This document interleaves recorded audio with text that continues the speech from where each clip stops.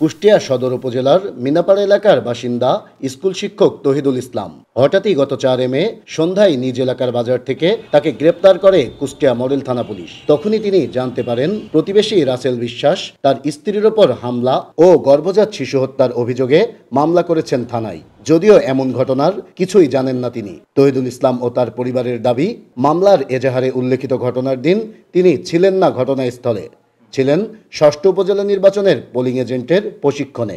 তবুও তার বিরুদ্ধে হয়েছে মামলা, খেটেছেন ৩৩ দিন জেলও। আমার নামে যে মামলা হয়েছে মডেল থানাতে, আমি এটার ব্যাপারে কোনো কিছুই জানি, পুলিশ আমাকে কিছু জানায়নি। হঠাৎ করে আমি একজন সরকারি চাকরিজীবী, আমাকে হঠাৎ করে রাত্রে ধরে নিয়ে যায়, চালান করে দিল। দিয়ে দেখেন আমার প্রায় ৩৩ দিন আমি জেল খাটলাম। ও আগের থেকে আমাদের ফ্যামিলির উপর এরকম প্রেশার, এখানে নেশা দ্রব্য পান করে এখানে আমাদেরকে হুমকি হামকি দিচ্ছে। আমরা আমার দুটো ছোট ছোট ছেলে মেয়ে, আমি এখানে নিরাপদ বোধ করছি না। স্থানীয়রা বলছেন, স্কুল শিক্ষক তহিদুল ইসলামের নামে যে অভিযোগে মামলা হয়েছে তেমন কোনো ঘটনাই ঘটেনি এলাকায়।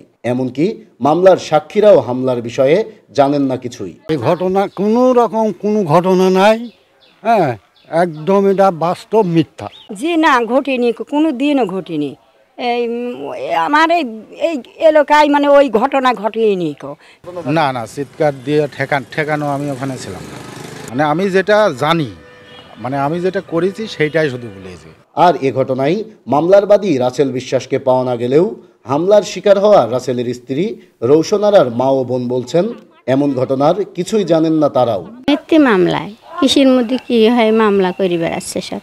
না না, আমার বোন তো মারা দূরের কথা, আমার বোনকে কি বলবো, আমার বাড়িতেই তো যায় না। আমার ভাইয়াও আমার বাড়িতে ওই দিন যায়নি কো, আবার হচ্ছে আমার বোনও এই বাড়ি আসেনি কো। সম্পূর্ণ মিথ্যা সাজানো নাটক।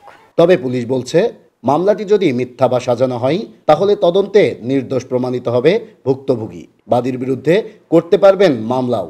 এই ঘটনার যত দ্রুত সম্ভব আমরা তদন্ত করে এটা পুলিশের রিপোর্ট সেটা আমরা প্রদান করব এবং ভুক্তভোগী যদি নির্দোষ হয় তাহলে তদন্তের মাধ্যমে নির্দোষ প্রমাণিত হবে। সুষ্ঠু তদন্তের মাধ্যমে সাজানো মামলা থেকে মুক্তিসহ মামলাকারীদের বিরুদ্ধে ব্যবস্থা নেওয়ার দাবি ভুক্তভোগী স্কুল শিক্ষকের পরিবারের।